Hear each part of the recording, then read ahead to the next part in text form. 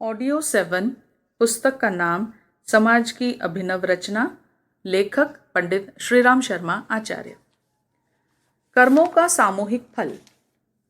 कर्म फल के संबंध में मनीषियों का विचार है कि हम जो कर्म करते हैं उनका फल हमको तो भोगना पड़ता ही है, साथ ही अन्य प्राणियों को भी भोगना पड़ता है। मनुष्य सामाजिक पद्धति पर चलने वाला प्राणी है और उसे अधिकांश नियमों का पालन सामूहिक रूप से करना पड़ता है। इसलिए हमारे कर्मों का फल समूह को मिलेगा और समूह द्वारा किए गए कर्मों के फल भोग में हमारा भी भाग होगा। समाज व्यवस्था द्वारा उत्पन्न दोषों या श्रेष्ठ कर्मों का फल सभी व्यक्तियों को बांटकर भोगना है, परंतु जिस व्यक्ति द्वारा जो कर्म किए जाते हैं उसे अपने कर्म का अधिकांश भाग भोगना पड़ेगा। कुछ स्वल्प भाग ही समूह में जाएगा। इस प्रकार व्यक्ति का हित समष्टि में और समष्टि का व्यक्ति में निहित है। यह विश्वास इसलिए भी आवश्यक है कि इससे परस्पर प्रेम, विश्वास और समत्व भाव उत्पन्न होता है। इससे हम मानवता की ओर दृढ़तापूर्वक बढ़ेंगे। इसीलिए हमें श्रेष्ठ कर्मों में स्वयं तो प्रवृत्त होना ही चाहिए, साथ ही अन्य लोगों को भी वैसा करने के लिए प्रेरित करना चाहिए। पृथ्वी के एक भाग में दुर्भिक्ष पड़े और सुभिक्ष की स्थिति उत्पन्न करने के लिए यज्ञादि श्रेष्ठ कर्म किए जाएं, तो उसका फल सुभिक्ष द्वारा अन्न की उत्पत्ति का लाभ सभी उठाएंगे। केवल कर्ता को ही उस अन्न का लाभ नहीं मिलेगा, हाँ, उसके शुभ कर्म का फल परोक्ष रूप से उसे अवश्य प्राप्त होगा, जिसकी प्राप्ति इस जन्म अथवा अन्य जन्मों में भी संभव है। एक व्यक्ति ने कोई धर्मशाला बनवाई तो उसके उस श्रेष्ठ कार्य का थोड़ा सा फल वे लोग भी प्राप्त करेंगे जो उसमें कुछ समय के लिए ठहरेंगे। उसका अप्रत्यक्ष लाभ धर्मशाला बनवाने वाले को होगा। कुछ भी हो, परंतु प्रत्यक्ष लाभ उसमें ठहरने वालों को तो हुआ ही। इस प्रकार उस शुभ कर्म के फल में सामूहिक भाग स्पष्ट है। विद्यालय, औषधालय, कुआं, तालाब, छात्रावास, अन्न क्षेत्र, गौशाला, अनाथालय, धर्म प्रचार आदि शुभ कार्य यद्यपि कर्ता ने अपने आत्मकल्याण के लिए किए थे, पर उनका लाभ उन कार्यों के संपर्क में आने वाले व्यक्तियों को भी मिलता है और वह कर्ता जिस जाति, समाज, देश या संप्रदाय से संबंधित होता है उसकी भी प्रशंसा होती है। संसार में समय समय पर अनेक महापुरुष होते रहे हैं। उनके कारण उस युग, देश और समाज की भी प्रतिष्ठा बढ़ी है, जिसमें वे जन्मे।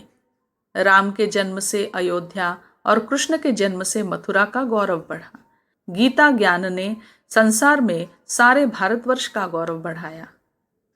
सर थॉमस रो के साथी डॉक्टर ने अपने देश से आने वाले माल पर से चुंगी माफ करा के सारे इंग्लैंड निवासियों को लाभ पहुंचाया। जिन वैज्ञानिकों ने रेल, तार, रेडियो, बिजली, कारखाने के यंत्र, वायुयान, चिकित्सा आदि के आविष्कार किए, उनसे सारी मानव जाति को लाभ पहुंचा।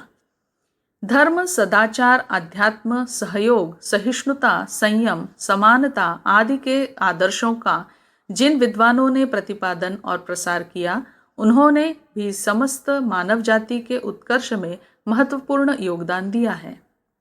स्वतंत्रता युद्ध के संयोजकों और बलिदानियों के प्रयत्न का फल आज समस्त भारतवासी राजनैतिक स्वाधीनता के रूप में उपलब्ध कर रहे हैं।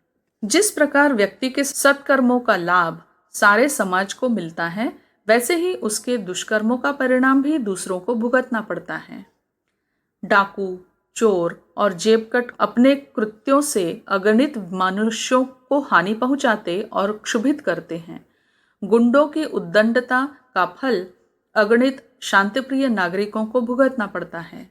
गंदे लोग हमेशा हैजा आदि रोगों से ग्रसित होते हैं और उनकी छूत से बीमारी दूर दूर तक फैलकर अनेकों के लिए प्राणघातक संकट उत्पन्न कर देती है। व्यसनी, व्यभिचारी, नशेबाज, जुआरी अपनी बुरी आदतें दुर्बल मस्तिष्क के अनेक लोगों को सिखाकर उन्हें भी अपने जैसा ही बना लेते हैं। व्यक्ति सर्वथा एकाकी नहीं है, वह समाज का एक अंग है। इसलिए उसके भले बुरे कार्यों का प्रभाव केवल उसी तक सीमित नहीं रहता, वरन सारे समाज को भुगतना पड़ता है। पेट में विकार हो जाए, दर्द होने लगे, तो उससे केवल पेट को ही हानि नहीं है, वरन सारे शरीर की ही व्यवस्था बिगड़ती है। मस्तिष्क यदि प्रचुर विद्या का ज्ञान प्राप्त कर लेता है तो उसका लाभ केवल सिर को ही नहीं मिलता, वरन उस ज्ञान के फलस्वरूप सभी अंगों के लिए सुख साधन उपलब्ध होते हैं। यही बात व्यक्ति के संबंध में भी है।